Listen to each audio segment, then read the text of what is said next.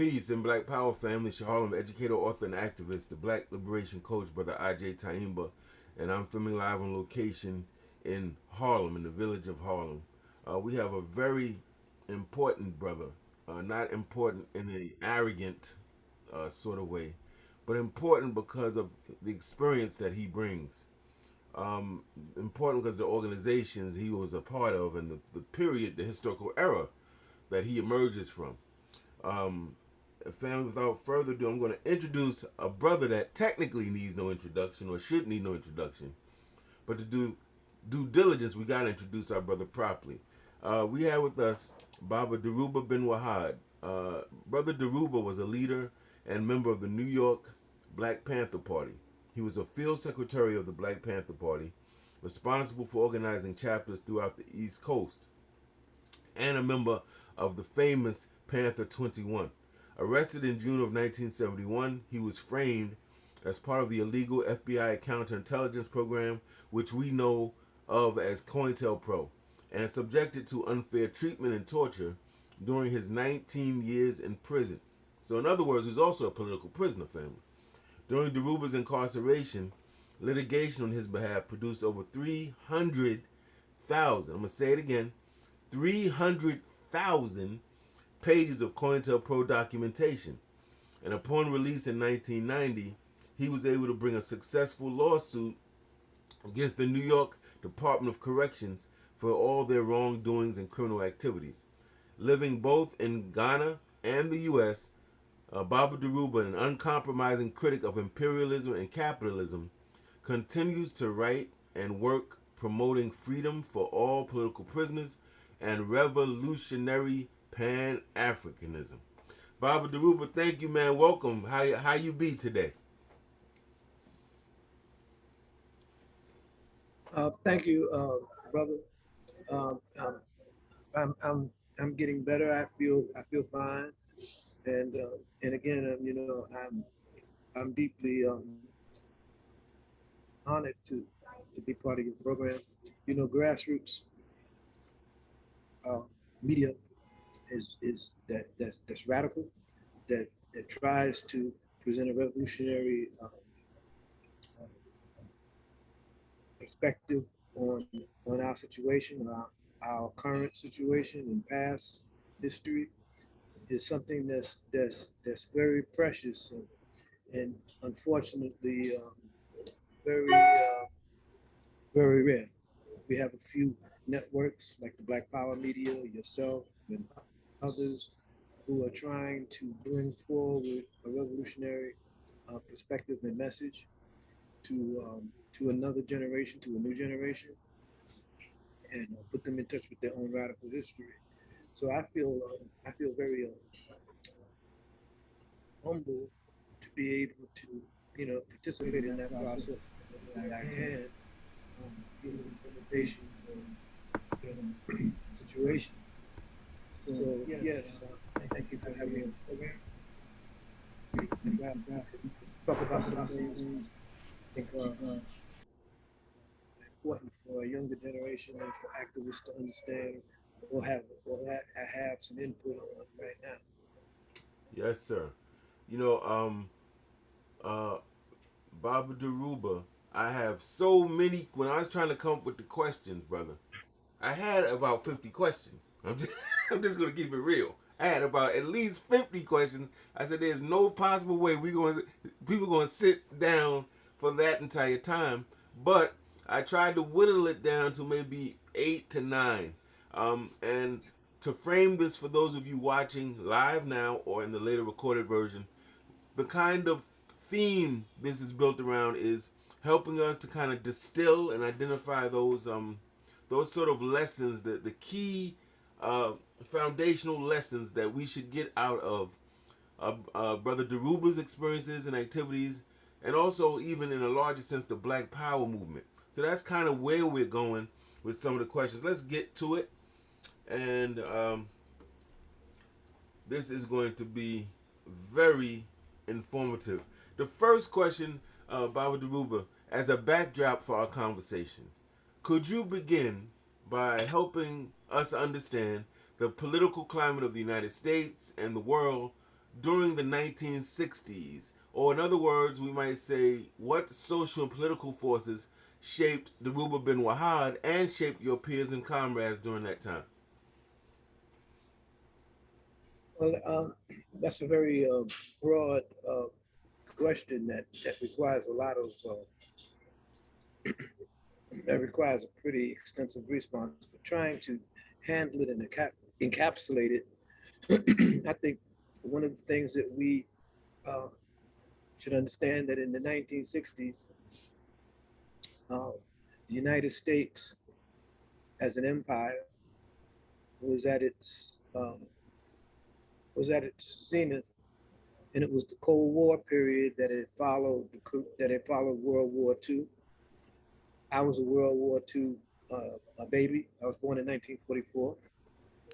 Uh, I was born the same month that the Western Allies invaded Normandy and France to quote liberate it from Nazi occupation, German Nazi occupation. So I'm a child of that era. I'm a child of the 50s. I grew up in New York City, an urban enclave, South Bronx and Harlem in the 1950s and early 1960s. And so the world at that time, and I think what's important, I want to focus on, is that in white America, in the United States, right wing conservative uh, politics and their connection to militarized diplomacy was still in its formative stages. The United States emerged out of World War II as the global superpower. Europe was completely devastated economically. Uh, Europe was a basket case. Former imperialist nations like France, Great Britain, uh, Italy, uh, they were all devastated. They were all completely devastated. So the United States came up with a plan, an economic plan to revitalize and to reestablish European power, European nation states that had fought against Germany and its allies, the so-called Axis powers, which was Germany, Italy early on, in Japan, Finland, and other nations. Uh, so Europe was devastated. The United States instituted what was called the Marshall Plan.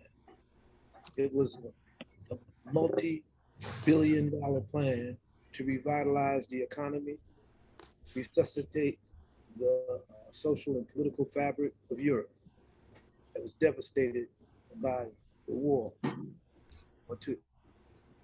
And as a caveat, I would like the people to understand that at this particular time, too, the so-called colonized third world, Africa, Latin America, and Asia, uh, arose to throw off the shackles of European control and European imperialism. You had liberation movements in Africa, dozens of them. Some of the ones that would come to mind that were foremost were Frelimo, led by Eduardo Mondlane, the PAIGC in Guinea-Bissau, led by Amilcar Cabral, South African movement against apartheid, led by the ANC and the PAC, the Angolan struggle against Portuguese imperialism, led by the MPLA. You had the liberation struggle in North Africa, led by the FN, the Algerian Liberation.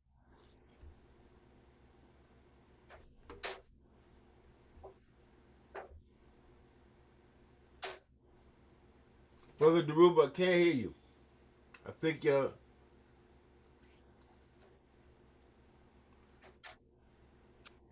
Hold on.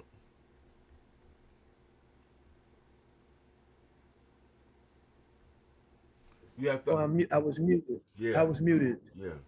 Uh, did you hear anything I said? The last 5 seconds, no.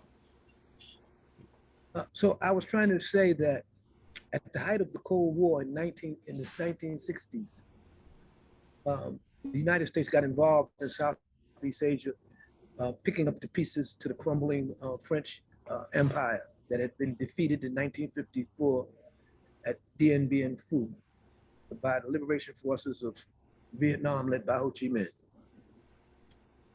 And this was a humiliating defeat for the French, who thought they could re-establish their colonial empire after after World War II with the help of the United States. They were militarily defeated and ran out of Indochina. The United States took their place in trying to hold back what they considered the communist tide in the third world. And this struggle in Southeast Asia came on the heels of the Korean War that was fought on the Korean Peninsula right after World War II, from 1950 to 1953. Of course, the Korean War still is officially um, a war. It was never won, was or lost. It's armistice, and Korea was divided and demilitarized with a demilitarized zone. And the same thing followed with the French trying to reestablish their hegemony in in Southeast Asia.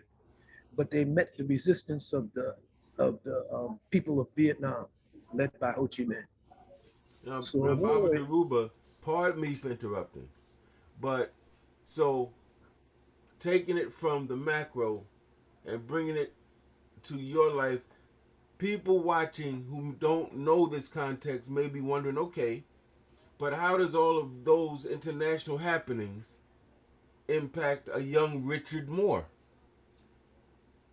in the South Bronx, who would later become Dhoruba Bin Wahad? Well, Like, they impacted me directly.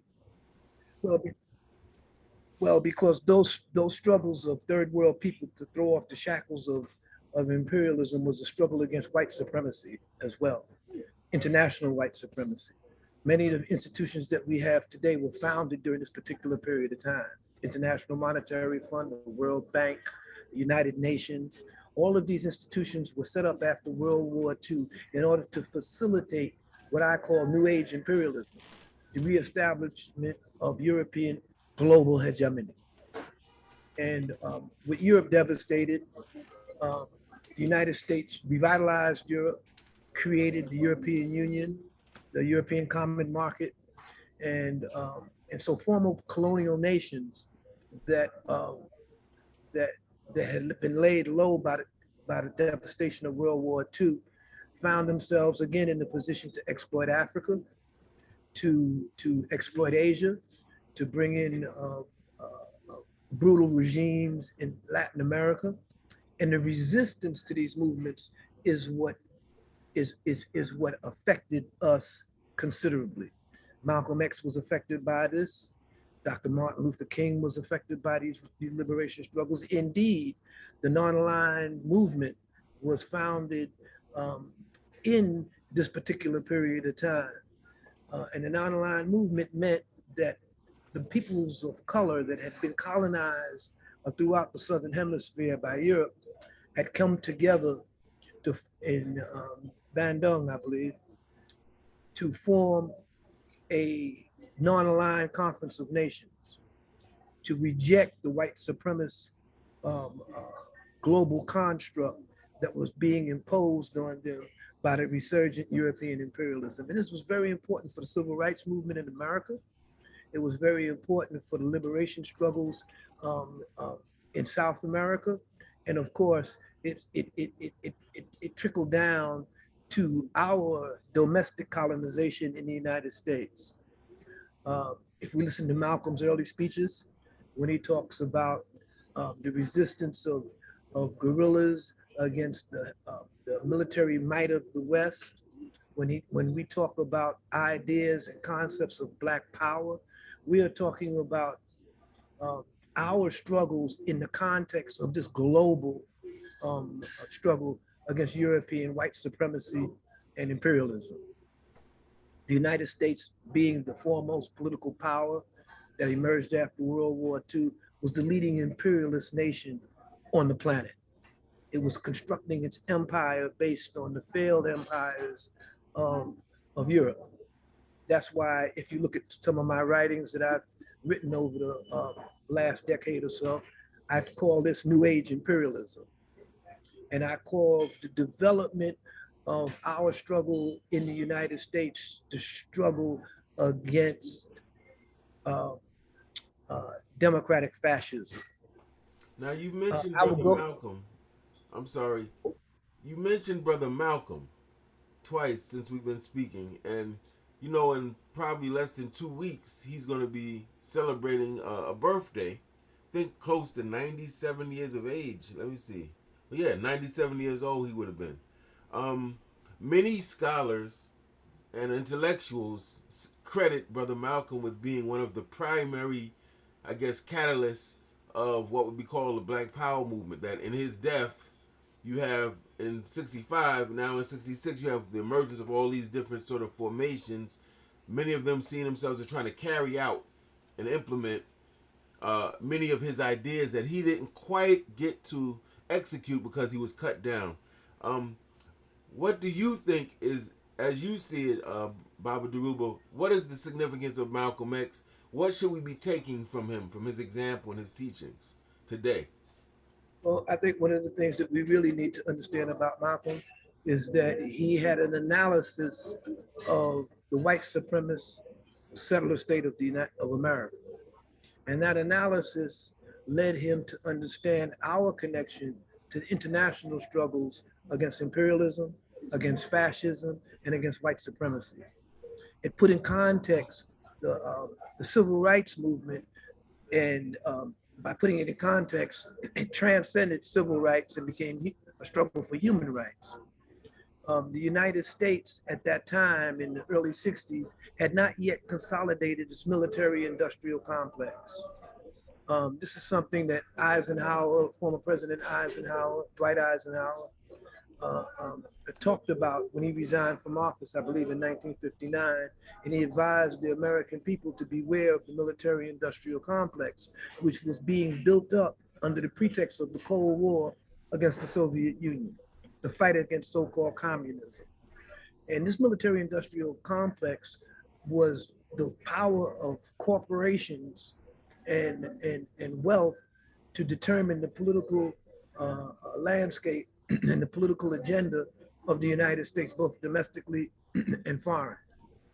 Um, this is this is the basis. This was the basis. The struggle to suppress um, the liberation ideals and principles of oppressed people was the reason why COINTELPRO was devised in the first place. The original target of the counterintelligence program was the Communist Party USA. But the techniques that we used against that were incorporated under COINTELPRO and the FBI had been used against Marcus Garvey and and the UNIA 2 decades earlier. So the United States had devised a domestic program of COINTELPRO to suppress the liberation struggles and the ideas and the empowerment of people, Black people in particular, in the United States. And it had a foreign policy of so-called uh, military diplomacy to suppress the resurgence or the power of people of color and African people of, rising up and controlling their own destiny and their own resources.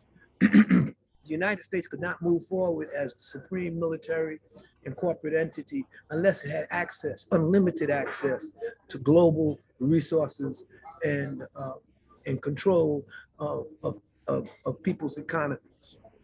And this is why I try to put in the context that in the 1960s, what radicalized the white youth in that particular period of time was the Vietnam War. And what embarrassed the United States at that time was the rise of the civil rights and Black Power movement in the United States because the United States claimed to be in Vietnam to promote democracy. When Black people were being beaten and bitten by attack dogs here in the United States, this was an embarrassment to the United States, and so it had to be encapsulated. It had to be dealt with. The assassination of Malcolm, the assassination of Medgar Evers, the assassination of Martin Luther King, the murder and assassination of many of our radical leaders at that time uh, was a consequence of this policy, of this strategic vision of corporate political power in the United States. I know you're getting a lot of background noise because Yes. we have a lot of people coming in here, and I didn't bring my earphone. Well, I That's all brought my right. earphone. That's all right, Bob. We're gonna push through, man. We're gonna push through. I did want to add follow up with this. Now in the '60s, particularly around the Black Power movement, the genesis of the Black Power movement, the modern day Black Power movement, you had the emergence of quite a few organizations and formations. You had Republic of New Africa, Revolutionary Action Movement, which is kind of a little bit before the Black Power movement, and you have the Black Panther parties, a number. My question is, I want people who don't know this context to really understand from somebody that could really explain to them what was appealing, good brother, about the Black Panther Party. What made that organization stand out? What was it about the way they organized or their ideology or their ideas that got your attention and said, it made you say, I got to be a part of this? What was it? Well, I would say that the Black Panther Party was, at that time, one of the first organizations that had um, that had adopted the revolutionary application of dialectical materialism and class struggle to the white supremacist construct in America and the subjugation of Black people. At that time, we had a lot of Black nationalists who were outwardly displaying symbols of Africanness, of their African heritage. Black was becoming beautiful. We were wearing big afros and dashikis, and sisters were relegated to walking two steps behind Black men, as a sign of African heritage and deference. Um, but it was deeper than that because the Black Panther Party was one of the first organizations that had a class analysis Mm. of white supremacy, and that was very key. And that is what divided the Black Panther Party from many cultural nationalist organizations. Is that the Black Panther Party understood that there were Black enemies of Black people, that Black faces in high places did not equate to Black power, That's right. and so this analysis came directly from our legacy and our inheritance of the radical analysis of Malcolm X and of the radical analysis of revolutionaries around the world, Kwame Nkrumah, uh, Julius Nyerere, uh, and other African nationalists who led armed struggles against European colonization, developed the same type of understanding that that they were class enemies amongst their people who would betray the interests of the nation, the interests of the masses of Black people for their own particular class uh, gain advantages. So the Black Panther Party was one of the first organizations that was organized on a national level, understood the and race in America, as opposed to the messianic organizations like the Nation of Islam uh, and other Pan-African organizations that place race first and race is primary, whereas the Black Panther Party understood how race was used in a capitalist society to oppress and divide the working class and people in the United States. This is why one of the most seminal works that came out of this particular period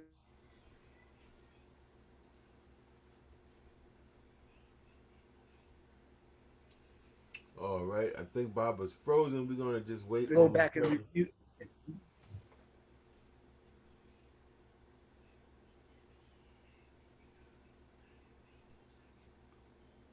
think the signal's frozen a little bit. Okay. You all right there, Baba? Rebooted. Yeah, I'm good. I'm good. All right.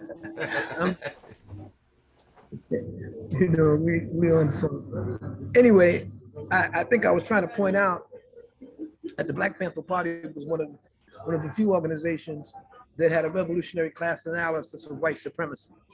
The other thing was that the Black Panther Party believed in armed self-defense, and that we saw the gun and the use of the gun as a means to empower our people to resist um, the the violent nature of the white supremacist state and of its adjuncts, the racist right wing and militias that would attack and kill us.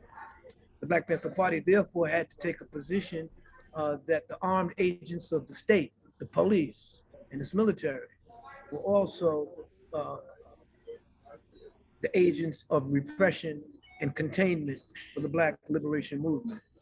To this day, we see that many of our younger folks do not understand that the police are not workers. The police are armed agents of the state. And as armed agents of the state, they are dedicated to suppressing and controlling workers, in fact. When people go on strike and picket lines across and violence breaks out, it's the police who come in and it's police who come in and try to set things straight. When we look at the brutality that's inflicted on Black people, the murder of innocent Black men and women that occurs almost on a daily basis in the United States, we understand that this is not police brutality. This is not something that's exceptional. This is the rule of thumb. This is the purpose that the police exist, to terrorize us, to intimidate us, to control us. And so the criminal justice system or the criminal injustice system in the United States is a mechanism of white supremacist control. It's a mechanism of criminalization of our movements. If we notice, all of our leaders who were cut down or organizations who were demonized were all criminalized at the same time. So we have to really understand that when the Black Panther Party stood up in 1966 and uh, and, and and talked about we had a right to self-defense, this was something that we've always had in our tradition. I mean, we've always had the Nat Turners and the Denmark Vessies who believed that our humanity was worth defending, that we had a right to kill our oppressor who was killing us. And so the Black Panther Party understood this. And so that pushed us completely to the left of everybody, because we talked about armed self-defense of the Black community, which also meant that the Black community had to have an ability and a capacity for retribution, that there is no justice without retribution. And so that was the basis for how the Black Liberation Army emerged out of the split in the Black Panther Party as the leadership, the national leadership of the Black Panther Party moved to the right in 1971 as a consequence of the counter. Baba Dhoruba, And we know. I just want to end with this. Yes, sir. So the Black Panther Party considered itself the heirs of Malcolm X, because Malcolm X talked in the Ballad of the Bullet and talked extensively about our right to self-defense, about our right to defend our humanity, and to offer a consequence to those who would brutalize us and physically harm us and harm our community. That we had a right to defend ourselves, and defense, a good defense equals a potent offense. So it wasn't just passive defense that the Black Panther Party was talking about. It, it was talking about using the gun to liberate our people on a very fundamental political level. As Mao Zedong said, which the Black Panther Party studied extensively at that time, political power goes out of the barrel of a gun. And, and that proposition is what set the Black Panther Party apart from other organizations at that time.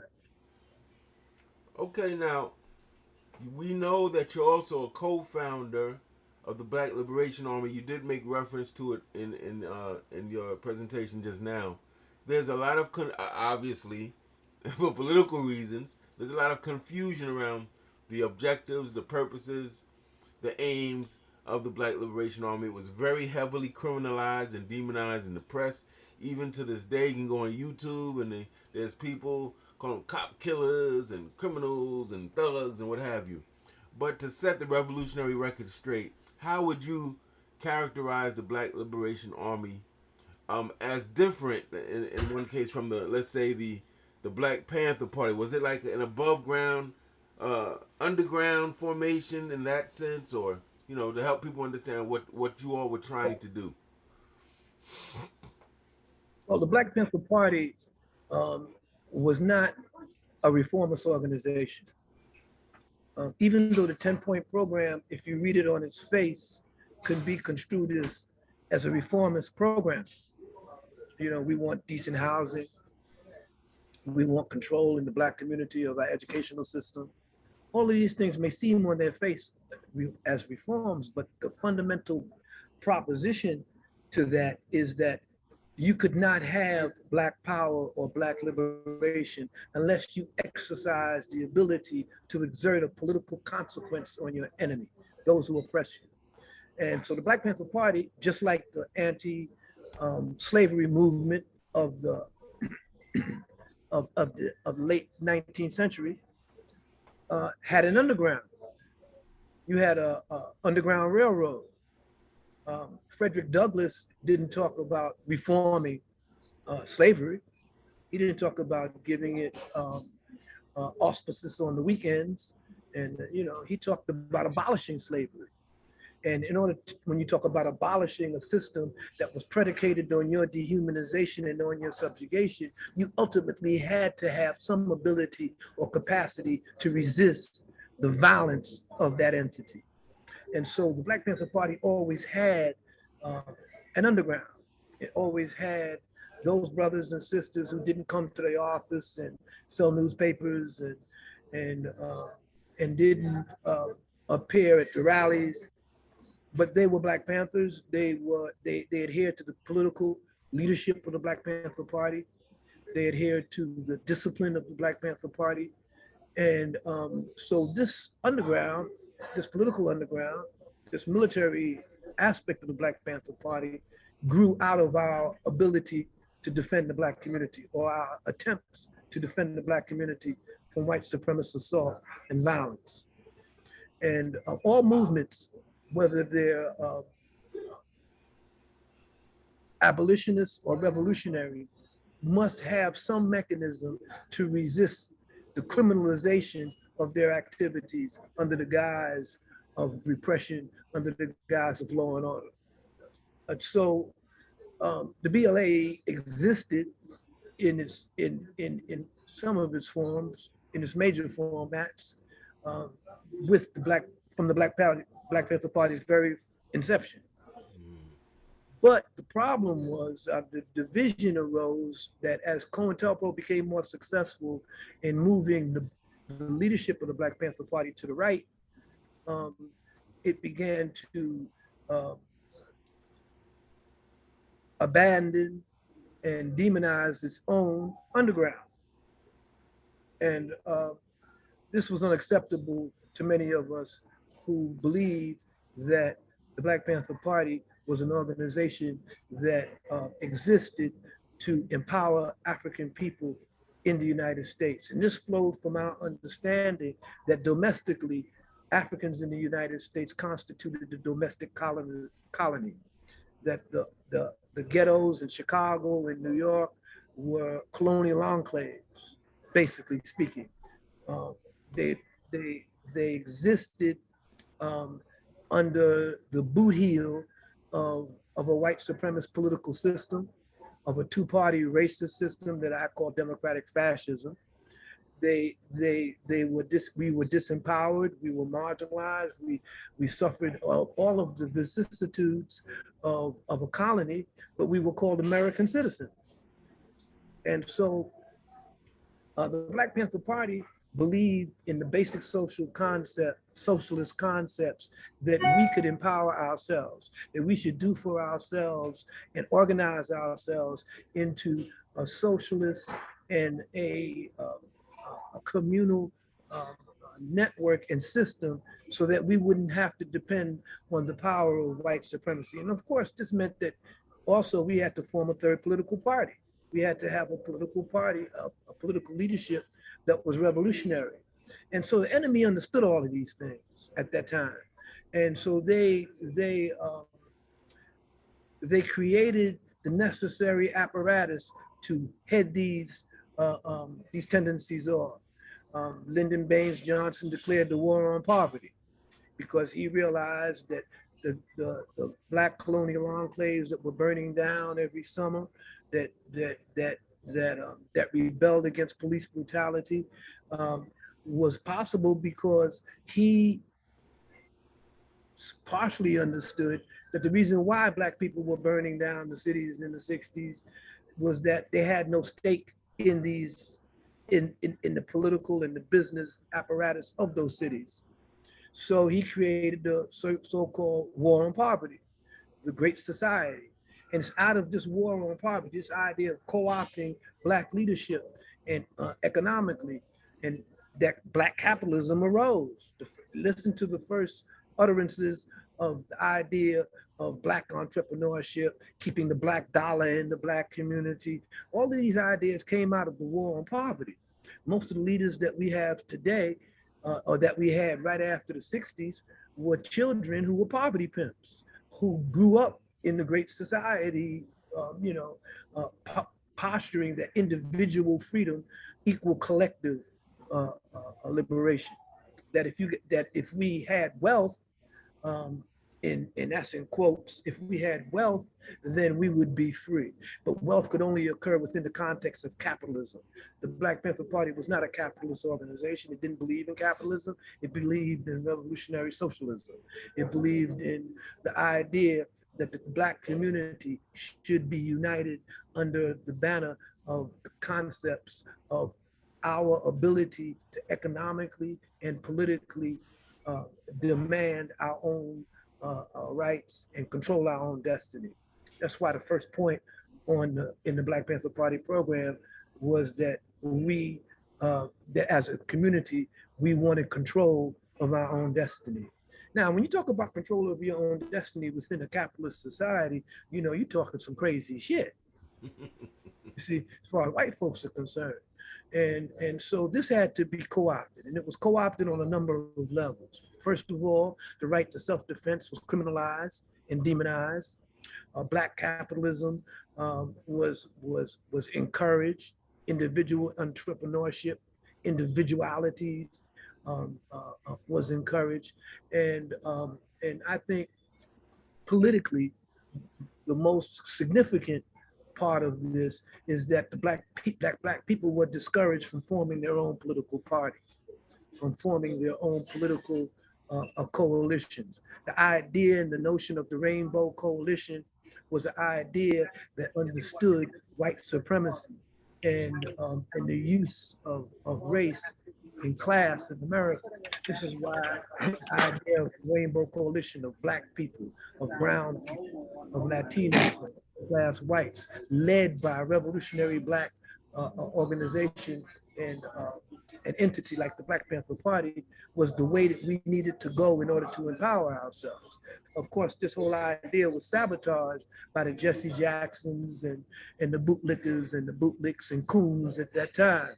It was sabotaged. We were told in Gary, Indiana, that black people should stay inside the Democratic Party, that we should fight inside the Democratic Party for our rights. And we see what that has gotten us. We're still fighting for the same basic and fundamental uh, uh, rights that we already won. We won the right to vote. So why are we talking about a Voting Rights Act today? Huh? We understood that the police were armed agents of the state, and that the criminal justice system criminalized our community. So, and we moved on that then.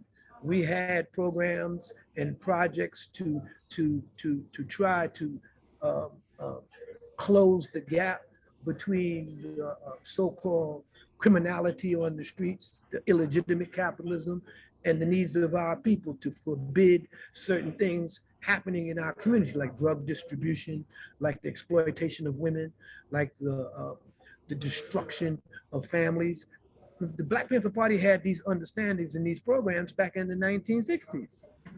So the enemy understood this and they put it in place, strategies and political movements to derail these types of things. So when Black Power was was first advocated with Kwame Ture and articulated in that sense within the civil rights movement, that drove away white liberal support to the Black movement. When we talked about Black organizations having as their priority the empowerment and the liberation of Black people, many white liberals fled the organizations, SNCC, and ACLU, and all these organizations. So we understood then, as we should have understood now, that whenever we talk about so-called moderation in politics, we are talking about um, the concept and the idea that Black people's power and our freedom is dependent on everybody else's freedom and everybody else's liberation.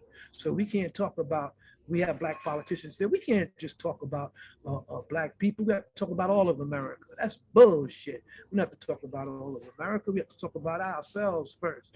We have to empower ourselves first. All that other shit could come later. We could talk about ourselves first. And the Black Panther Party believed that. And I just want to say, when it comes to the idea of criminal justice, we understood that the police were not there to protect us. They were in our community to control us. They was in our community to dominate us and terrorize us and intimidate us. And that they were armed agents of the state, the white supremacist state. And that therefore we had nothing in common with them, whether they were Black or white. We understood that their status was armed agents of the state and that the criminal justice system meant just us. And so this understanding brought to our attention, or brought to the forefront, the idea of revolutionary justice, that we know that white supremacy, that oppression will concede nothing without demand, and that unless the people who would inflict violence on our community, would kill our children, will murder us, unless they suffered the consequences, unless there was retribution, there will be no justice.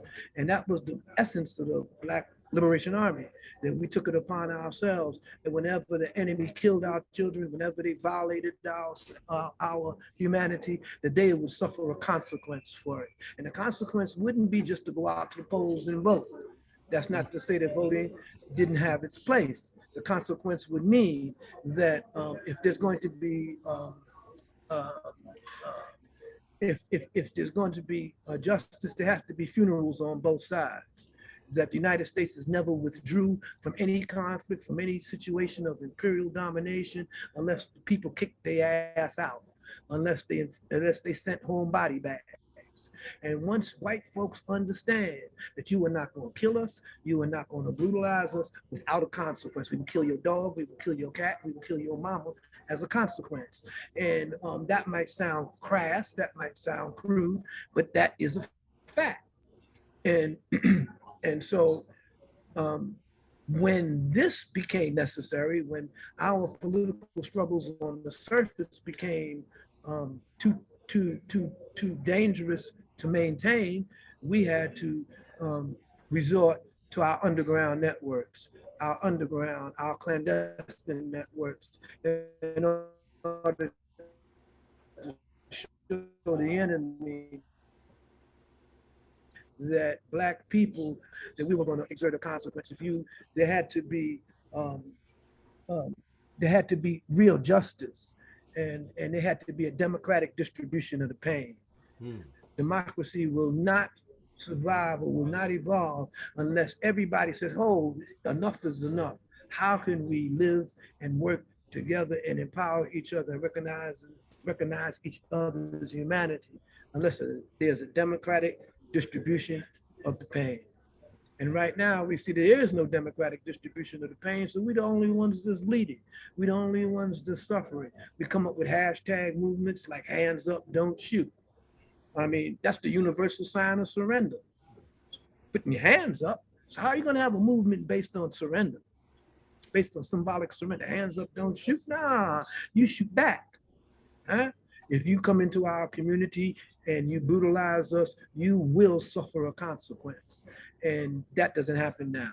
We have a movement, we have what passes for movements right now that have no underground, that have no ability to to protect themselves from the criminalization and the criminal activities of the state. Uh, during the anti-slave movement, there was an underground. Uh, Harriet Tubman was a member of of the of the black underground, of the anti-slave.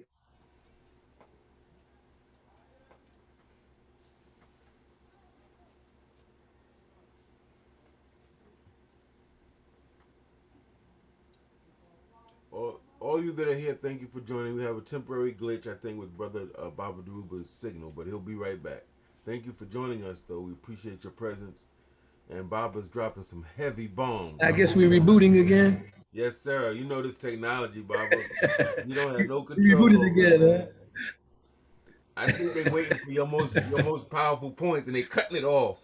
So when we talk about, You talking about whenever you talk about, you talking about the whenever you Black talk about it, Liberation? yeah, whenever you talk about a democratic distribution of the pain, is when all of the internet goes down, and and we get cut off. Yes, sir. Now, you know, we know during the Black Power movement, and actually, technically before the Black Power movement, that this counterintelligence program through J. Edgar Hoover and FBI was harassing and monitoring and surveilling and uh, uh, snitch jacketing, calling legitimate leaders and organizers snitches, and a whole number of sort of harassment tactics. Usually, when I hear people discuss it, Baba Dhoruba, they're discussing it from a boogeyman approach, right? So I just wrote this book on leadership, and I was like, we got to stop discussing it from the boogeyman approach. Ooh, you know what they did? Oh my God! And we got to start discussing it from a clinical approach, based on what they did and how effective it was. How do we neutralize it? What are the lessons we gained today? So if you were to reflect back, because I would imagine you were incarcerated on the basis of all types of crazy charges and harassment yourself. But as you look back on what happened with you and your comrades and peers, what are some of the lessons that you draw from COINTELPRO and how it harassed us and operated that we should learn? You don't really want me to. You don't really want me to answer that, do you? Well, The as first lesson comfortable that as we you learned as the stuff you're comfortable with discussing. is that, like I said, there had to be a democratic distribution of the pain, and that pain could not be limited to the armed agents of the state, that the people in power, that the people that's in control of these political apparatuses that set these agents on us have to feel the pain. They have to have there has to be a consequence. Black power means, in its essence, not so much that you want power to inflict harm on other people, but to prevent other people from inflicting harm on us. That there is no such thing as power that does not protect its people, it does not project our interests. So when we talk about everything but black power, when we talk about, we have to recognize the importance of, of different other groups' interests, you know, whether it's their sexual preferences, whether it's their unique situation as a national minority. No, we have to recognize our own interests first and foremost. And that means if you fuck with us, we will fuck you up. That's right. Yes, And sir. that and that we have the power to do that legitimately and illegitimately. You see, we have the power Right. to do it legitimately with the third political party, with a political party that understands our relationship to other oppressed people in this country, that understands our relationship to other class, our true class enemies, and we have the independent of independence of will and determination to make that a reality.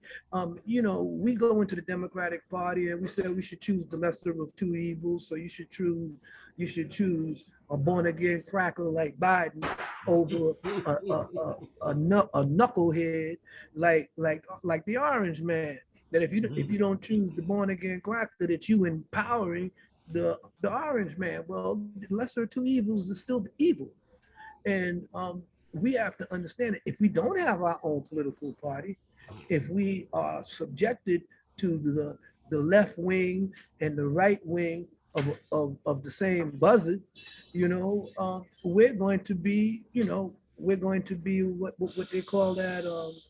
We're going to be um, carrion. We're going to be devoured by either one or the other. So I think that we have to put our interests first.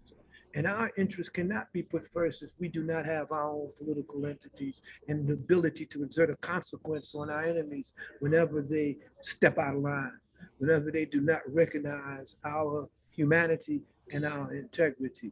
We That's are right. human beings that believe that all humanity should have a right to self-determination, that people should be treated with dignity, that people should be treated with compassion, and that there shouldn't be homeless, that there shouldn't be hungry people in a society that's the richest country on the planet. But at the same time, we realize that there are homeless people, that there are people who are starving, and the reason why they're starving is because those motherfuckers who are greedy and stealing everything, they get away with it. And they get away with it because they don't have to starve, they don't have to That's suffer, right. and their family is safe. That's right. That's how they get away with it. Yes, sir. Now let me ask you this. First of all, let's take a quick pause. Family, those of you who are watching, I see plenty of you, about 14 of you, 13 of you are in the studio at Zoom with us. I want to thank you for coming out and spending some time and getting some of this revolutionary wisdom and experience from Baba Dhoruba. Those of you on Facebook, we want to appreciate you for coming out. This is Harlem Liberation School online, and we're very pleased to host our Baba Dhoruba Bin Wahad. Okay? Now, question. One of the things that I talk about a lot through my organization, Harlem Liberation School, are the dangers of hyper localized organizing. I love Harlem and I represent Harlem, but there's a world outside of Harlem.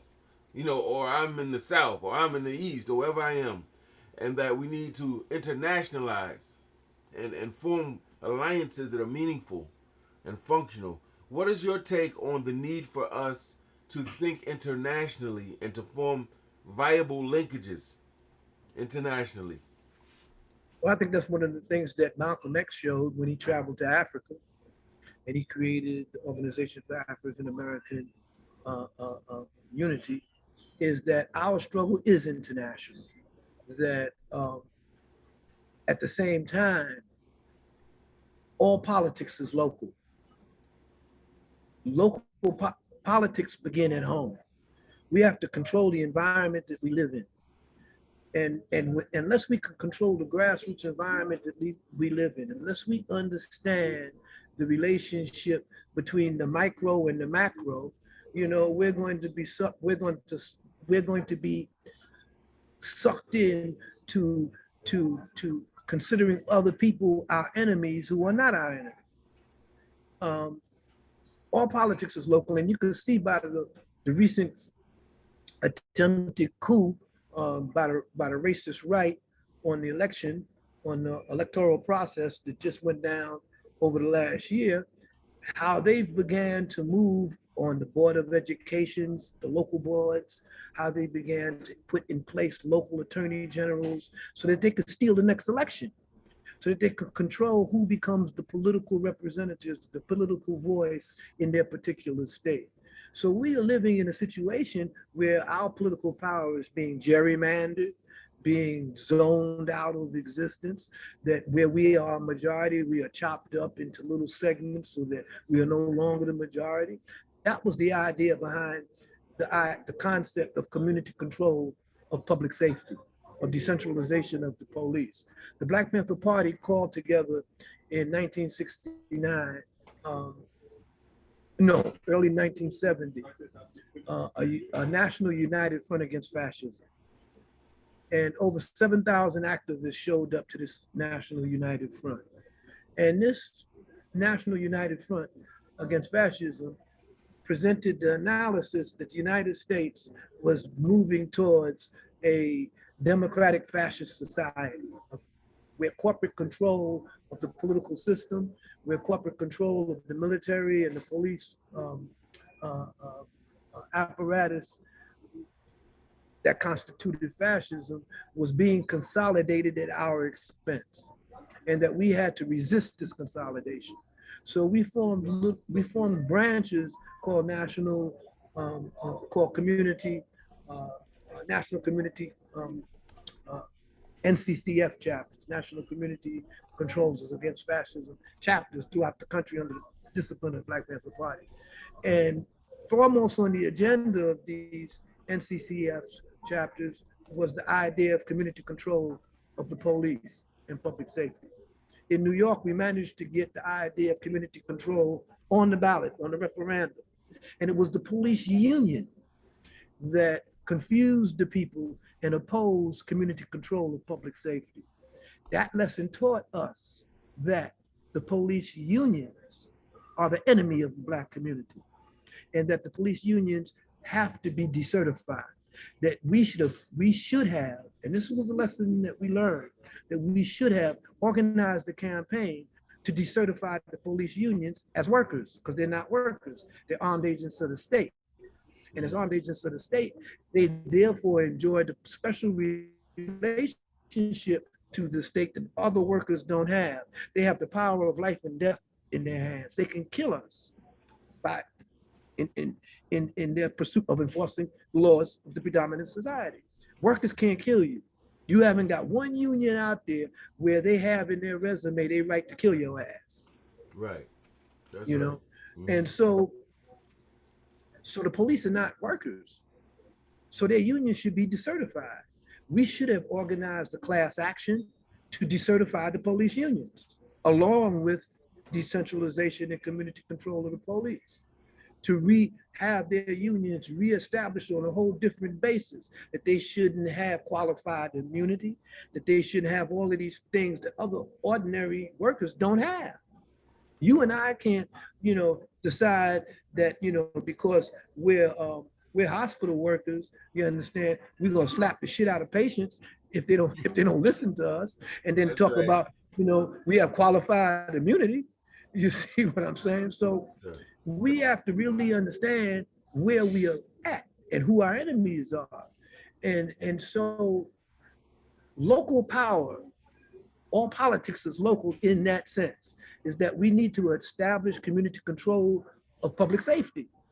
And we need to decentralize the police departments. And decentralization of police goes to the command and control structure of the police, that the police should not actually be the private army of a mayor, that they should be a professional force that is at the bidding and control of the community, that the mayor shouldn't have a right to appoint whatever police chief that they want, that the communities should determine who's going to be the the police chief in their city, and that this will come from a referendum or a consensus of public safety zones that have control of local law enforcement, and that the police should, at least in the beginning of their tenure, live in the community that they police, that the police should be from amongst us, that we should be able to determine policing policy in our community, not with some bogus ass civil complaint review board,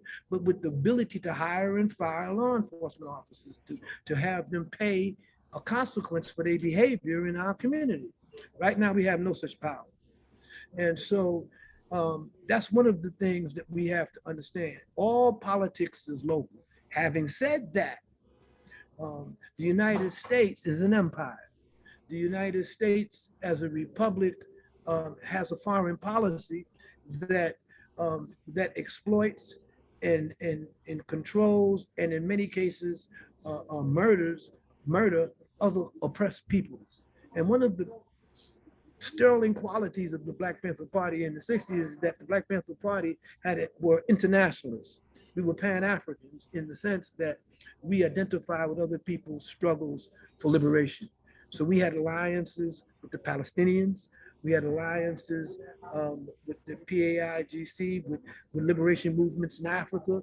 We had alliances with the Cubans, and these were functional alliances. These weren't just rhetorical alliances where we would organize politically in the United States to bring pressure on the US government to recognize the rights of the Palestinian people. You know, we weren't going to sit up in the Black Caucus and give a dinner every year and trot out a whole bunch of Negroes and give them awards. Whereas when it came to how the European settler state of Israel treated Palestinian children and murdered them in the streets, then we were going to be quiet. We were going to be silent and say, well, U.S. policy supports Israel. You know, U.S. policy supports a European settler state. If U.S. policy supports a European settler state, that is not to our advantage as a people, because we are the victims of a European settler state. The United States. The United States began as a European settler state. The United States began as a white supremacist construct. So wherever this white supremacist construct oppresses people of color and African people, we are in solidarity with those people. We should be in solidarity with those people. Now, And the Baba Black Panther Dhoruba, Party, pardon me for jumping in, but there's a few people that have questions. I want to ask you one critical question, and I'm hoping we can open the floor up to some of the brothers and sisters that have some questions for you. Is that cool with you? sure. Okay. So, I kind of wanted to know if you could give one major compliment to this generation of Black Liberation Movement activists and organizers, what would it be? And if you could give one major critique of this generation of Black Liberation Movement organizers and leaders, what would that be? Uh, if I could just, let's start with the compliment.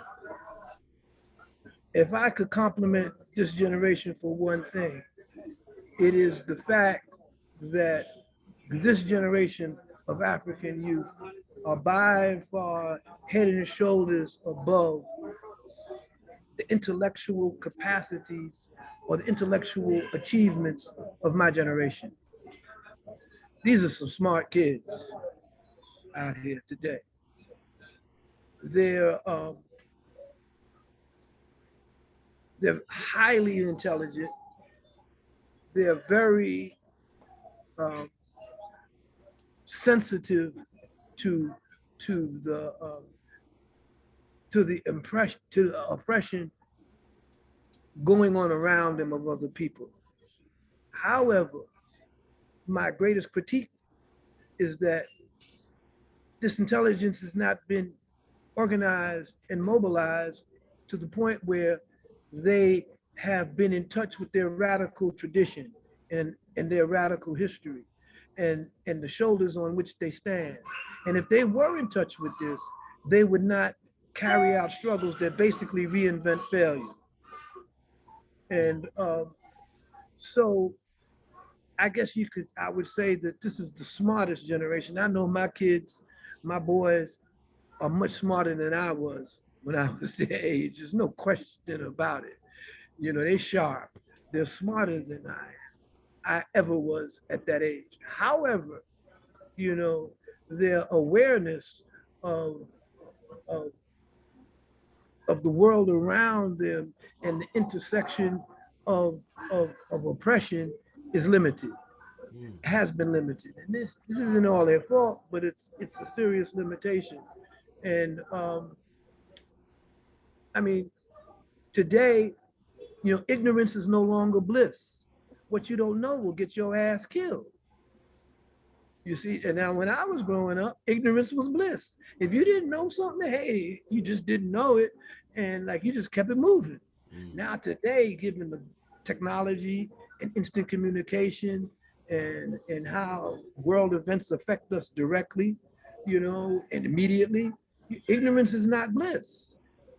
And so it goes to understanding something very basic, that, information is intelligence, but it's only intelligence if you act on it. Mm-hmm. They say know the truth, and the truth will set you free. The part is and act on them. If you don't act on the truth, then it ain't gonna set you free. You can know all that shit all you want. You can sit around and intellectualize and pontificate on this fact, that fact. But if you don't mobilize around those facts, if you ain't organized around those facts, then it's meaningless. So I want to comment this generation as being intellectually heads and shoulders above my generation intellectually. But in terms of social and political practice, nah, they lack. All that's not real is camouflage, and and that and that they have to wade through the camouflage and get to the realities. And the realities are, I pointed out to you that there's no idea. It's a basic concept. Everybody knows that if you dance to the music, you got to pay to the piper. Everybody knows this. But we got a generation that got to dance without no steps. You see, they got a song without no melody.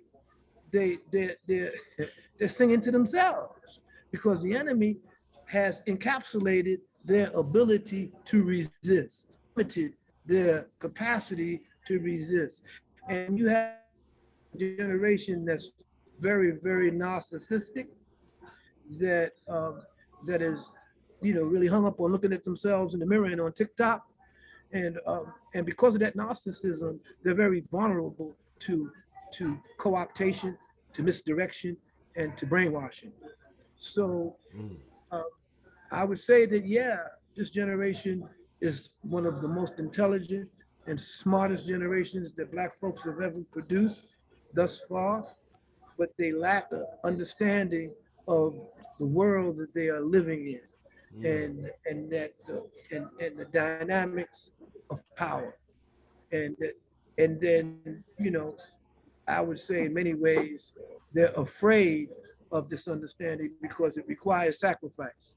It requires that some of us step forward, and that those of us who step forward have to step forward with certainty, and and inspire our people to resist, not inspire our people to reform or co-opt or to accept oppression, to ameliorate Yes, some sir. of the oppressions. You've got mail. I'm sorry about that, brother Baba Dhoruba. But that was a Well, it very, depends who you got the mail. It depends on who you got the I don't mail know from. who that was, but but that was a definitely a fair and balanced sort of critique. Um, Let me open this up. One last question from me at least, Baba Dhoruba. We have, as has always been the case historically, different organizations and individuals have different ideologies, different things that they envision what freedom or liberation looks like. So some people felt, we assimilate and that's the road to freedom. Some people, want to integrate into the system. Some people felt revolutionary socialism, a whole bunch of arrayed different things. Some people are fighting for a nation state that black people control the resources and the politics. What ultimately, as you see it, what should our ultimate aim be, and what does that look like to you? Well, the first thing I want to say is that unity does not mean uniformity. That we don't all have to think the same. We don't all have to actually struggle for the same thing at the same time. That everybody can play a role in our struggle. That's what the concept of the united front is. That's what coalitions are about. We may have common interests. It may be limited for a time, but that's what a coalition is for. You know, Mao Zedong laid out in his protracted war the value of united fronts, and how he was able to co-opt bandit armies, rebel bandits into the movement to liberate China. Now, did he believe that these bandits had the same politics and the same morality as he did? Of course not. But he understood that the fight against Japanese imperialism was paramount at that time, and these armed formations could contribute to that fight because, above all, they were Chinese, Mm-hmm. and the Japanese were brutal colonizers and imperialists. So we need to understand that unity does not equal uniformity, that we can play a role, but we also have to draw a clear demarcation line between ourselves and the enemy. And this is one of the things that the Black Panther Party was very astute at, is that we understood that before we could have anything effectively put into practice, we had to first have a voice. We had to first be able to talk to the people in our own voice. And that's where the Black Panther Party Community News Service came in. It was the voice of the Black Panther Party. So nobody could speak for us. Nobody could say, well, this is what the Panthers say, and this is what we meant. We spoke for ourselves.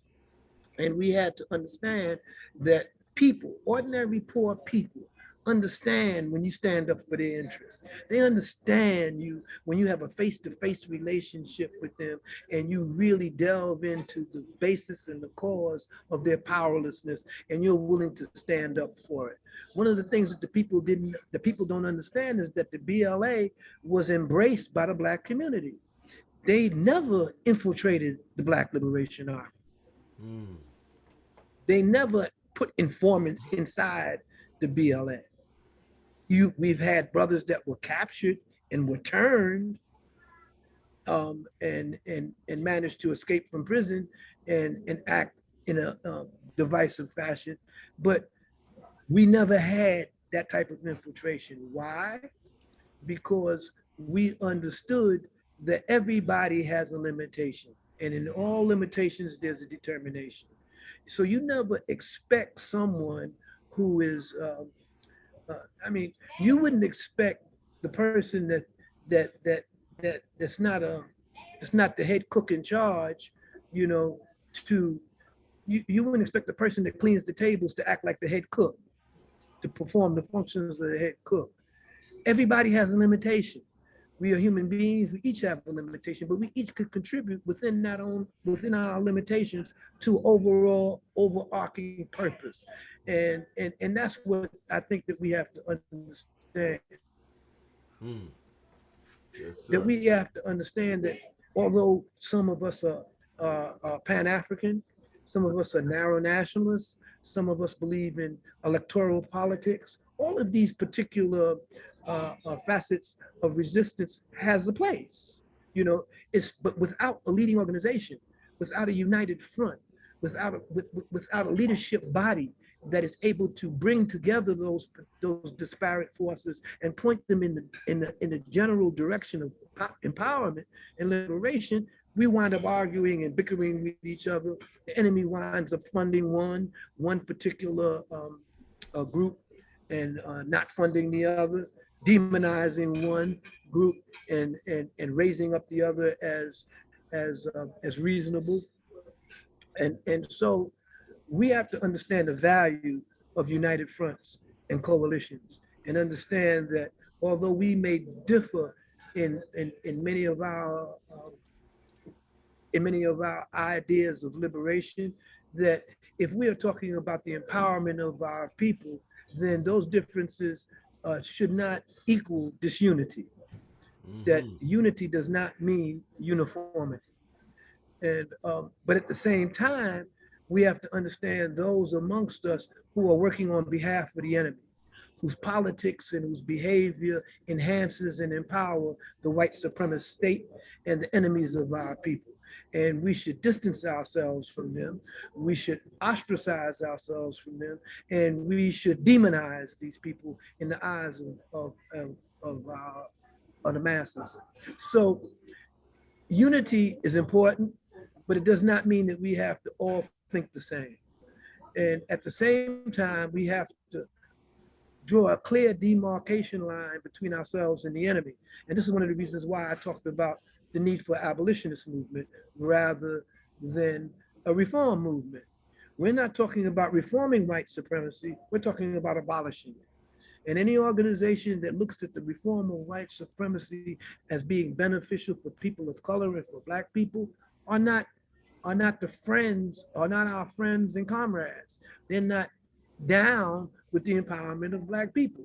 They're down with the homogenization of black people into a larger and greater entity. So when we have someone, or we have a group like, let's say LGBTQ, who says, like that idiot Bayard Rustin said decades ago, that gay rights, supplanted uh, uh, black people as the struggle of the times. We need to understand that our people, black people, African people, are the primary reason why we fight and why we struggle. Now, we may have different levels of oppression and repression, even within our own communities, and demonization, even within our own communities. That doesn't make it right, but we have to struggle against those things and understand that the primary purpose of the Black Liberation Movement is to liberate African people as a Yes, sir. whole. And that means to empower African people as a whole. And anyone that detracts from that, any group or organization that says, well, our freedom is contingent upon the freedom of this minority group or upon this other organization, these other people, they are not really unified with us in that quest for power and self-determination.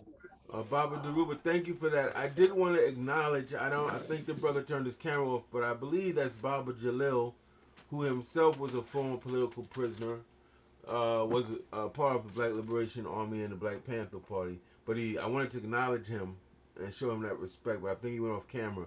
So let me go to Brother Mark McPhee. He's had his hand up for a while. I think he has a question or comment. Brother Mark, why don't you unmute yourself, brother, and speak to the people? Peace and blessings, Baba. And give me a moment as I had stroke. But I want to ask this question because some of our young brothers in federal lockup has decided to take a page from our brothers from the Moors to separate themselves from this white supremacist system and say that you have no jurisdiction over me. And they've been using this sovereignty citizen as a defense, and it has failed. Is there, as a former political prisoner, and these brothers, sadly to say, unlike Mamiya, are not political prisoners. They are fighting conspiracy drug charges. But do you feel the sovereignty defense can work anywhere in this racist court system?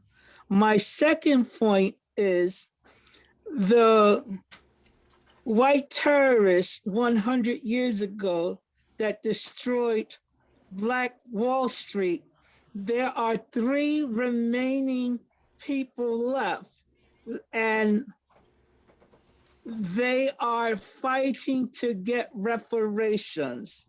And there are those who believe that they are not entitled to reparations because why should taxpayers pay for the sins of a generation ago? And so my question to that is, brother, where do you stand on the reparations? Because I say to this, the sins of the father is visited upon the sons, and those corporations such as Chase and other insurance companies have benefited off the backs of our people.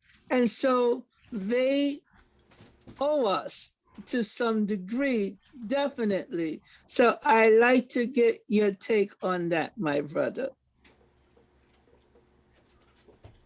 Well, first of all, I appreciate the questions. And I don't want to oversimplify these issues because every issue that you raise has a number of, of subtexts that really have to be addressed in depth that we really should discuss. But as far as reparations is concerned, of course, um, uh, reparations is a due to people of African ancestry that were brought here as an act of war. That act of war is not changed, it's not stopped, you know. And we went from being slaves and chattel slaves and beasts of burden to being the majority of an incarceral society. You know, the pushback against the gains of the so-called civil rights movement was mass incarceration of the surplus working class. We have become a surplus working class. You know, I've always disagreed with the idea and the notion, like George Jackson did, that the black working class in America had the same historical imperative as the white working class. That's not true. I don't believe that. But reparations, of course, is due. But reparations, we need to understand, is tantamount to the dismantling of the capitalist white supremacist society. Because we're not talking about $100 million, $100 billion. We're talking we're talking about breaking the bank here.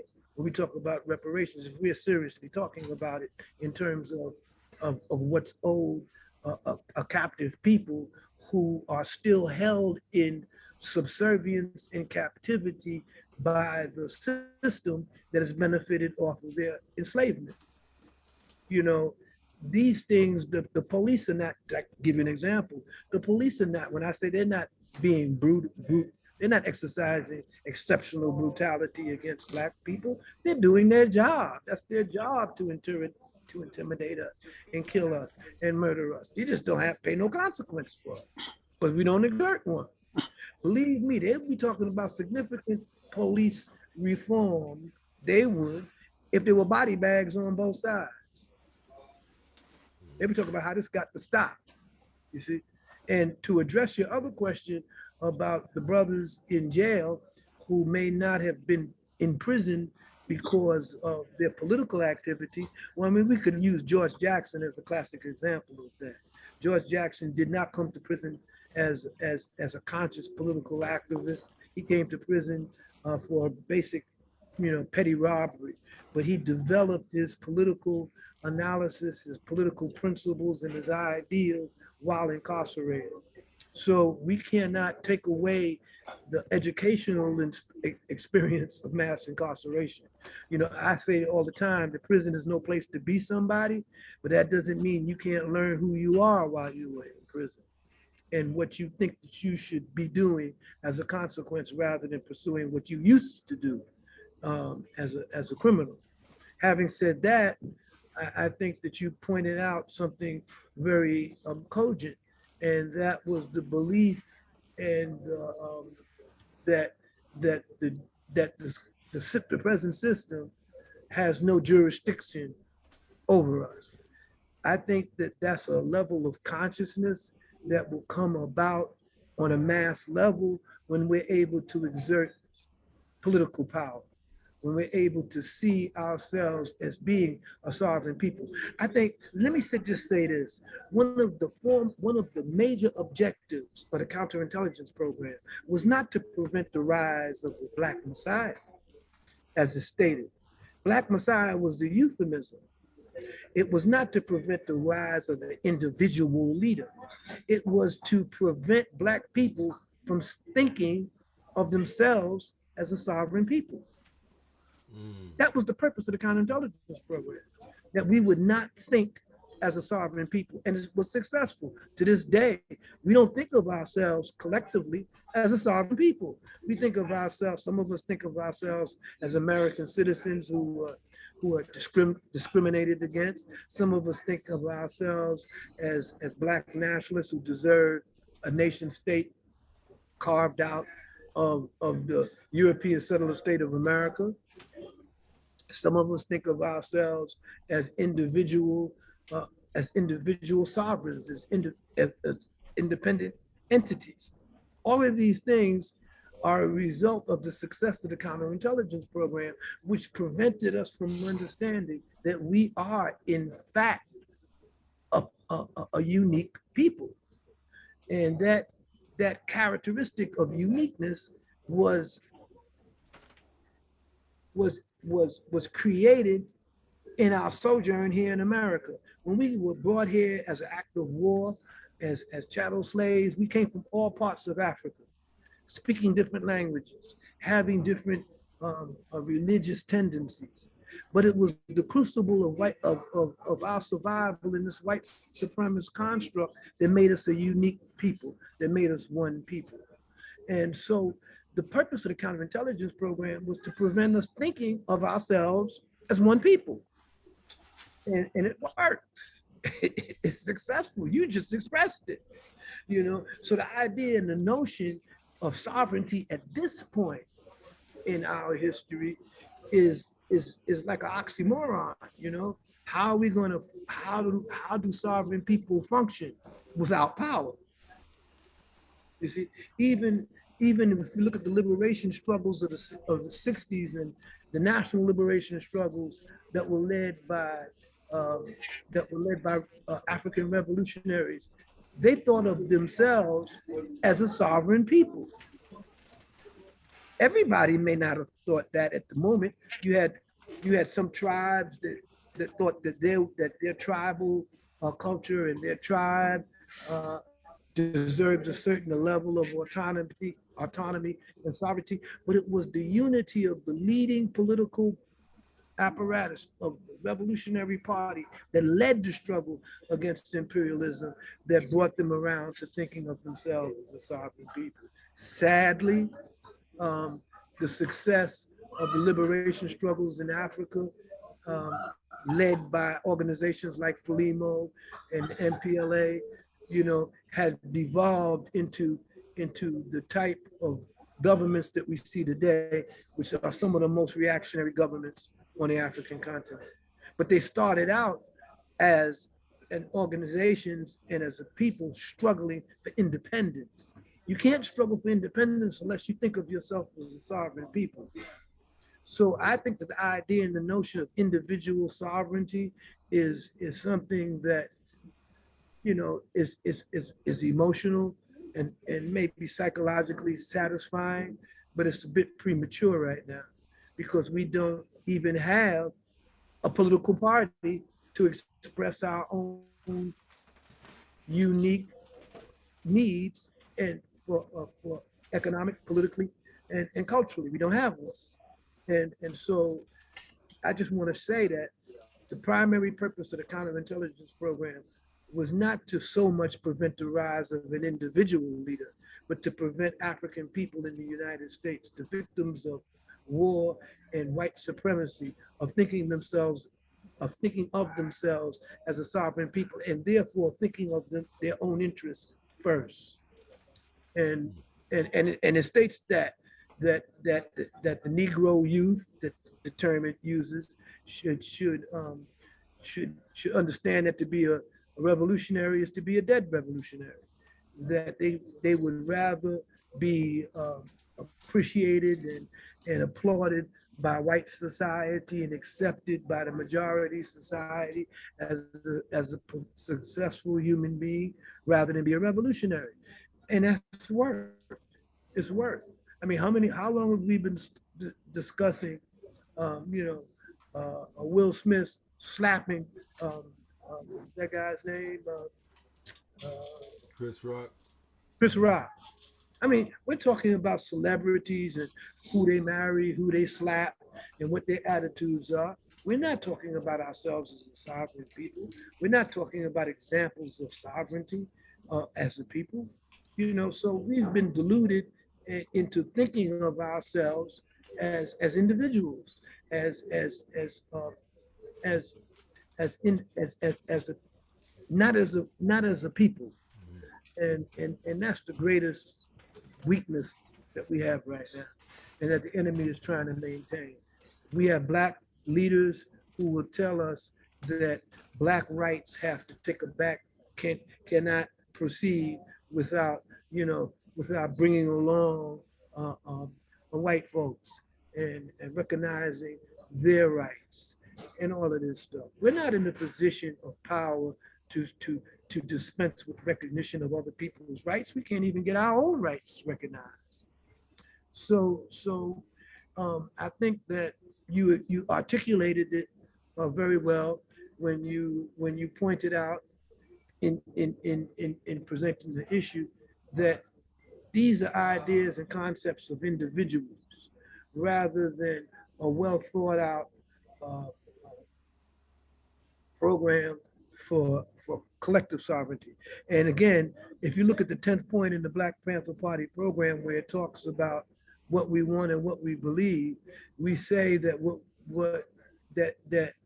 what we believe, what we want is a UN supervised plebiscite to determine whether African people as a whole want to consider themselves as an individual, as a nation or as a people, and therefore act in their own behalf as a sovereign people. All people on the planet have a right to self-determination. This is something Baba, that I thank you for that answer, but I have a brother from the West Coast who wait 2 weeks to be able to speak with you, and he has his hand up. That is Brother Maurice. So I'm going to thank you for that answer, and hopefully, Brother Maurice, if it's okay with our brother RJ to speak next. Thank you. Thank you. Brother Mark. Hello, can you hear me? Yes, I can hear you. Okay, my name is Maurice Fawcett. I'm from Harlem. I'm from 115th and Lenox. Grew up around the corner from the nation. So I was greatly influenced by the teachings of the Honorable Elijah Muhammad through Malcolm as well as Lewis. Some watershed moments in my life was reading Seeds of Time by Bobby Seals, History of the Black Panther Party. Because a lot of people always ask me, wow, did you learn this in school? I said, I never took a Black history course in school or anything. Anything that I've learned has been through my own reading. And I quote that a lot. Also, too, a big influence on me that changed my life was a speech that Minister Farrakhan gave in 1980 to the Black managers of Xerox, AT&T, and IBM. I worked for Xerox for years. I was 3 times president of the Black Employees Association. And he said, if we could take what we learned in corporate America back home, that we could free our people overnight. But a lot of us who have gained this knowledge would be resented. And the third thing I like to point out was I heard your interview on WLIB back in the 90s when you came home. And I've never forgotten it. And I've quoted you many times. What I remembered about the interview was the number of people who called in asking you to make comments about Reverend Al Sharpton. I'm a member of a group called FUS, Families United for Solutions, and I've quoted you on that. And what I respected was at first you would not say anything. People kept calling in, I don't know if you remember, and pushing you and pushing you and pushing you. And like they said, if you don't have anything good to say, it's my words, don't say anything. But finally, this brother pushed you so hard and you asked the question, did he not wear a wire for the FBI? And the brother said, yeah. But it was to keep the drug dealers from bringing drugs in our community. And you said, well, the same FBI that's letting the drugs in, he's helping them stop the drugs. And you said also about after what I've been through, meaning the COINTEL program, he said, y'all keep them. Never forget that. Good brother, Changed I'm my sorry, way of real thinking. quick. It made me think. You have a question for our brother? Yes. Has anything changed in your opinion from, that's about 25 years ago? I don't know if you remember the interview on WLIB, but I remember it clear as day. Has anything changed about my opinion of Al Sharpton? Yes.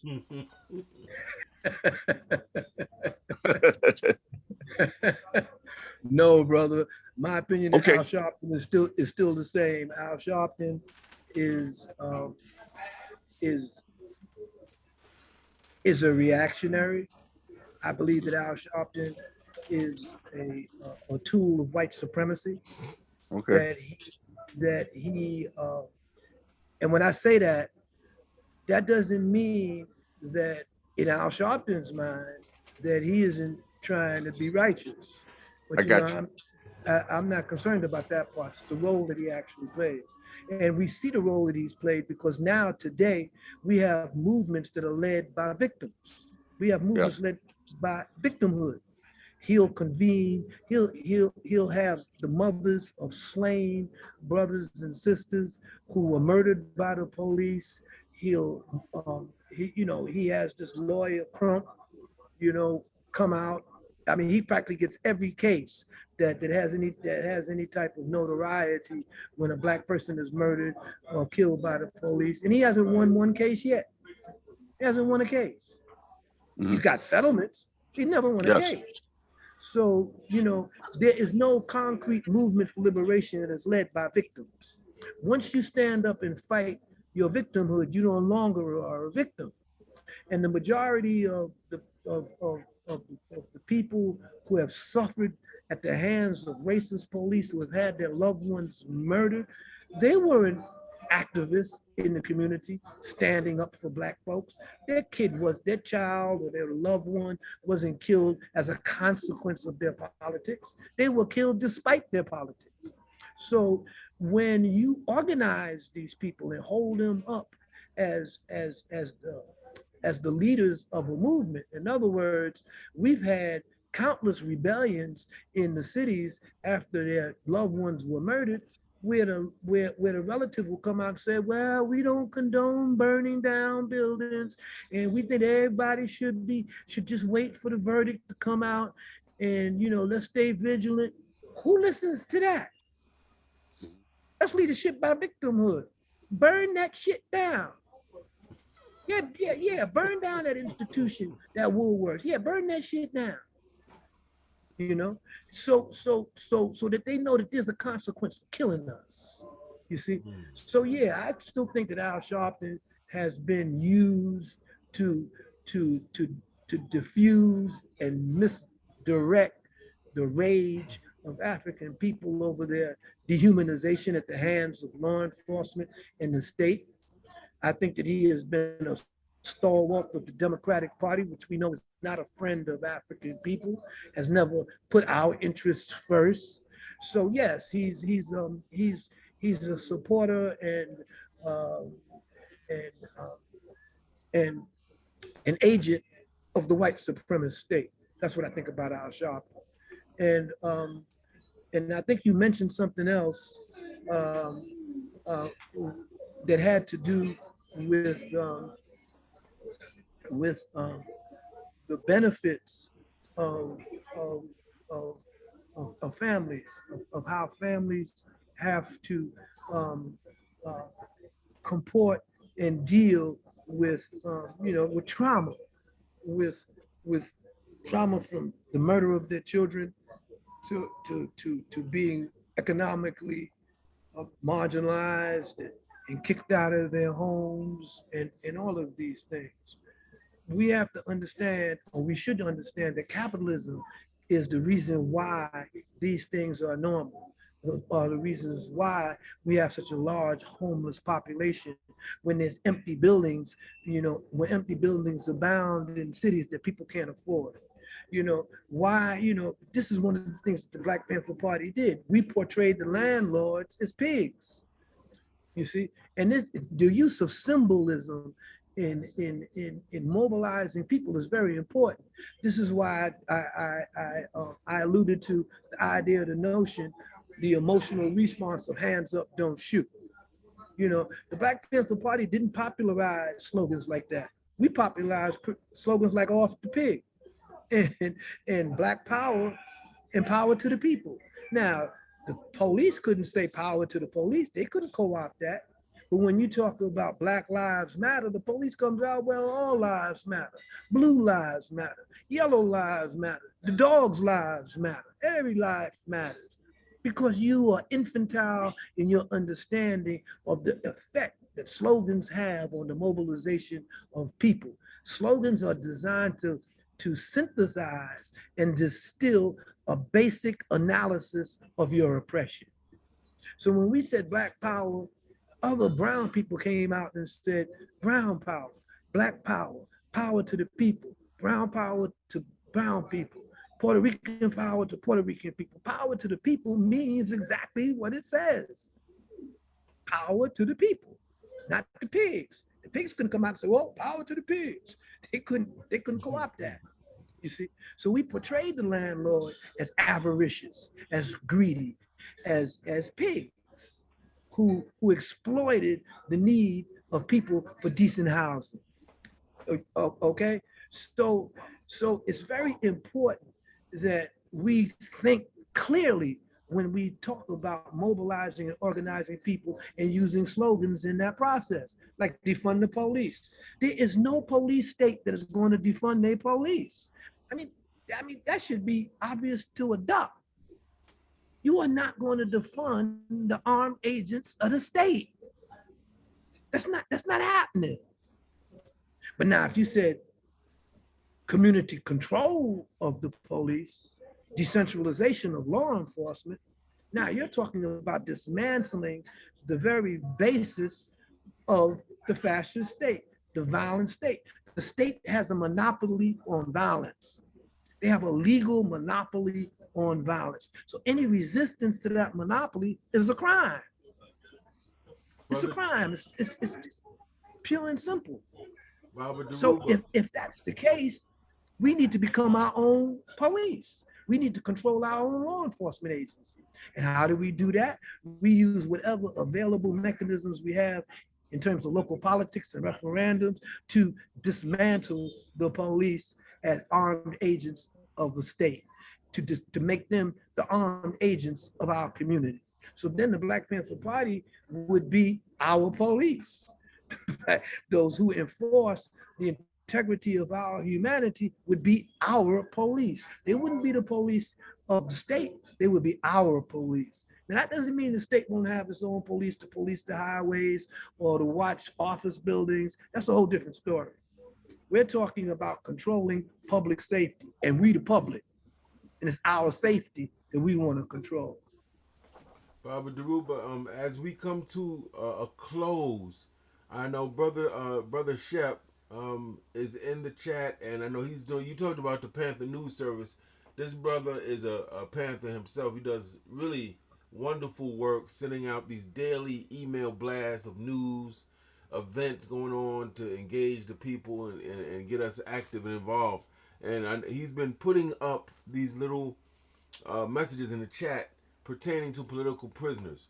Could you maybe briefly give people a sense of what a political prisoner is and why we should get involved in the fight to claim them and to be meaningfully involved in their lives and to help them get out of jail?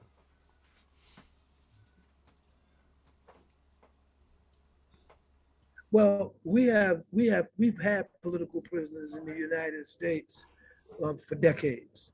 Many of them have been forgotten. And the reason why our political prisoners have not been recognized and supported is because we don't, again, understand that we are the targets and the victims of a war waged against us as a people.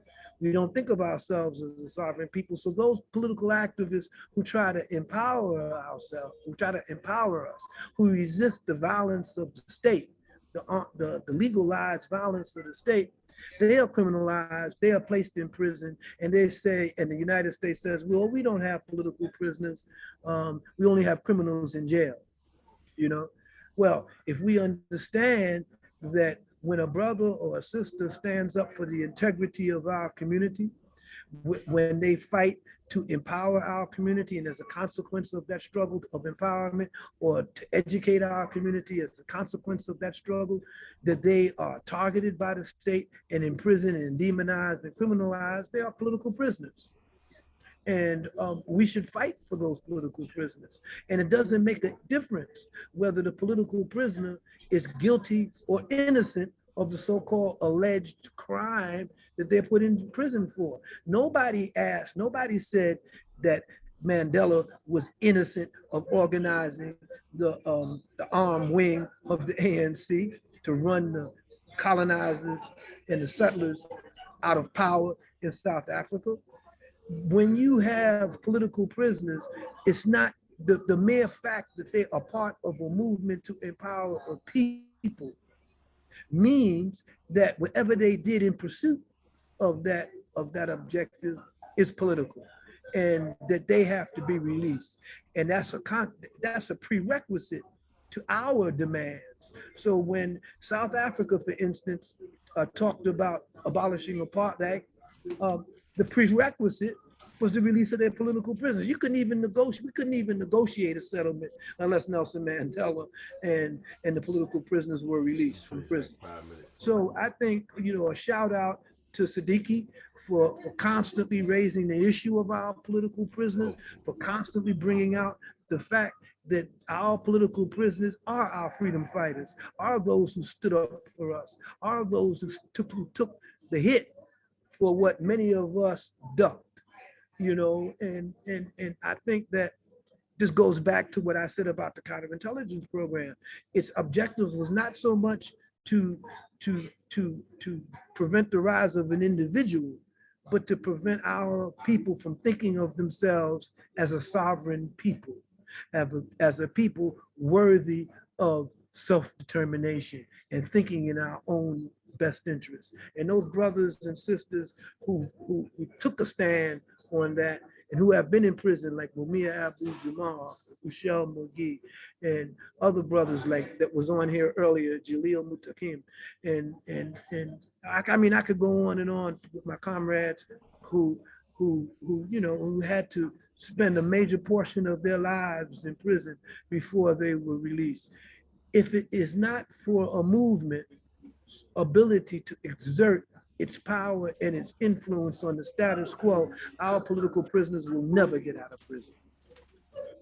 So, raising awareness of our freedom fighters who are in jail is a never-ending task of any movement that has not achieved power. Okay. Definitely thank you for that, Baba Dhoruba. Listen, we want to thank everybody who's come out today to listen to. I feel like we've gone back into ancient times when people actually valued wisdom and valued information and Well, experience. there's Jaleel now. There he is. Yeah, yes, sir. Baba Jalil, we want to recognize you for all of your the years you spent as a political prisoner, for your activities and experience with the Black Liberation Army and the Black Panther Party. Were there any closing words you wanted to leave us with, good brother? Any Assalamu website alaikum. you need to go to, anything? No, assalamu alaikum. No, Dhoruba is the genius here, and he lays things out. I just got on the strike and listened to Dhoruba. That's all. Let him lay it down because he don't bite his tongue like I don't bite my tongue. But his analysis is always on point. And I'm just waiting for his book to come out. I keep on his case, but get that book out, man. Come on, get that book out. We got to beat you, man. That's what they used to say to Lombe. That's what I used to say to Lombe, man. Yeah. I said, Lombe, he used to pontificate or something. I said, damn, Lombe, what's happening with the book? But sadly, he didn't do it. I'm working on it, a comrade. I got some good people, some young kids. I mean, I'm really impressed by these young kids. So yes, you're right. You're absolutely correct. I heard you when you said that. They are brilliant, but they don't have no analysis, bro. Yeah, well, they have an analysis. It's just that their analysis is not based on a connection to their heritage, to their radical tradition. Right. And the history, they don't know much about history. Absolutely, and that's one of the reasons why IJ's having this program is important, and I felt honored to be on it. Because I'm checking out. This is Dhoruba. Let Dhoruba do his thing. That's why I felt honored to be on it, because information is intelligence, and we are living in an age that what you don't know will get your ass killed. Sure. And so it's brothers like Ajay and Siddiqui and yourself who have kept beating the drum so that people would hopefully come around. Some of these young folks will come around. So we can't give up that fight to educate, to liberate, but at the same time, we have to be bold enough to say to our younger generation that they are reinventing failure when they fail to build off of the successes of movements that went before them. You know, every fight that we're fighting now, we've already either won or caused our enemy to not surrender, but call a truce. You know, and so when we go back to the idea of policing and we use the absurd slogan defund the police, you know, we are not analyzing the capitalist state and the police state. The police are not going to be defunded. Biden told you that. He's going to give them more money. Obama showed you that. He helped arm them. You see? So we have to understand that we're not talking about defunding the police. We're talking about controlling public safety that are in our communities and in our lives. And until we have control over those armed agents of the state, they're our enemy. And there it is. Listen, we want to thank all the village members for coming out. Remember, you can see this. If you didn't catch it live, you can see the later recorded version. It'll be recorded in probably a matter of minutes. We ask that you share this because this information, you can't put a monetary value on it. Please share it so that we can raise the consciousness of our people so we can see a new level of activity and activism fused with theory that works and that makes sense analytically. We want to thank Baba Dhoruba. We hope that he will not be a stranger. We want to definitely stay in touch with him. We need that wisdom to keep us focused, you know. Brother Baba Dhoruba, I know that you're going through your own stuff, man. You're busy, and so, man, we really appreciate the sacrifice of time today. We really do. Oh, like again, I got to go now. I don't know where my driver went. He disappeared. He got bored, I guess. He's gone. But yeah, I got to bounce. I appreciate y'all. I appreciate everyone that managed to tune in, and I hope some of the things that I've managed to say had some type of value to people in their political lives and in their pursuit right now. And any mistakes that I made, you know, in presenting my opinions, they're solely on me, and they're due to my limitations as a human being, and I just hope I could rectify it. So again, Ajay, I appreciate everything that you've done, you know, and to the brothers and like Siddiqui and Jaleel and other activists that have been on, y'all just keep on keeping on, man. And you know, I know y'all ain't gonna lay down, and I know you're not gonna surrender, but I just thought I'd say it anyway. So I appreciate everybody. Thank you. And with that said, family, you know, we're going to leave you with the departing greeting of Harlem Liberation School. We take from the acronym that Brother Malcolm gave in a 3-part call: wake up, clean up, stand up. We abbreviated that to WUKUSU.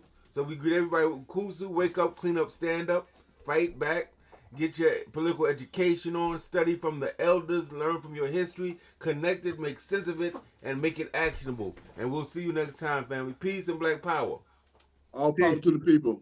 Power Yeah, to the power people. to the people. And Free 'em power all. to the people. We love you, Baba. That's right. And free them all. That's right. Free Peace, 'em all. family. Thank you. Please, thank you.